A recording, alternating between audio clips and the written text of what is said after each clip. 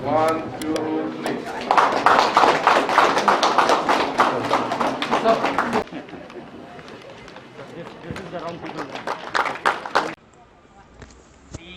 Ka East Jingthiah Hills District kum ka district kabaladan arlak mut pat ba nong song haka ni ka singi kala yo e ka jaka ajing sumar basis pa jingthiah ni ka Khliehriat 100 bedded civil hospital ha ka bala wan ban plia ka do konrat ke sangma menteri rang ba ka sorkar jela rengkat ka jinga dan lang UMLA Khliehriat Kerman Shilla u balong ru menteri ka tenat social welfare u DHS Dr Amanwar bat kiwe latai ka ni ka jaka ajing sumar da ka sorkar jela lengba ka jing yo yarap snobha na ka round table India Shillong round table trust kabala iaka COVID ward hakapor bawan ka klam COVID-19 bat ka jingarap kalakot iway pon san klur pakentup nadu gi jingthiah bat kitiar ai jing sumar kibakran hakani ka sngi kilong ukerman shela UMLA ka than bat ukonrat sangma menteri rang badu ka jela uba penpau ka jingkmen bakani ka sngi bakala urlong watla ka shimpor ban pliaka ongru bahaka por bawan ka klam COVID-19 bampat tip kumno banya khun persha tangba da ka jingkershan kinong tre ka kwat ka khia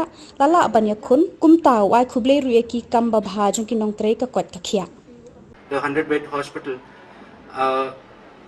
with the quantum of 1.5 crores. And we thank the 41ers Association for helping us set up this, and it will of course help a lot of needy people. That's all from my side. Thank you. Shillong, Shillong, Kibade. We welcome you on this day. We're glad that you have come to spend your day with us. You're here to present us this beautiful place to heal the blind, the lame, the sick. We're glad to welcome you. We sing joy and gratitude. May God bless your walk every day. Bring grace each new day.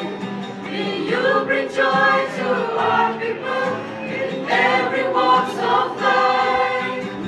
May your life be filled with love and joy and peace always. That you might be a true deliverer. We welcome you on this day. We're glad that you have come to spend your day with us. You're to present us this beautiful place to heal the blind, the lame, the sick. We're glad to welcome you.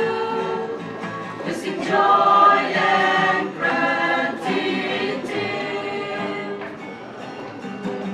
May we learn to walk every day with love each new day. May words of love be on our lips in everything we say. May the Spirit melt our hearts and teach us how to pray, that we might be the true soul winner. We welcome you on this day.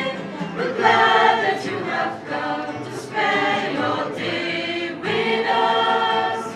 You're here to present us this beautiful place to heal the blind, the lame, the sick. We're glad to welcome you. We sing joy